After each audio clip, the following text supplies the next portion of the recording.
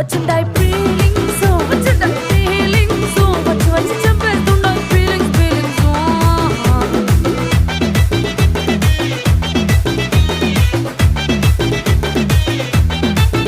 పేచి అంటే ఓసారి పోంటే ఓసారి చాటు మాటుగా సై అంటే ఓసారి పూలడితే ఓసారి నగలడితే ఓసారి సాదా సీదా చీర కట్టెతే ఓసారి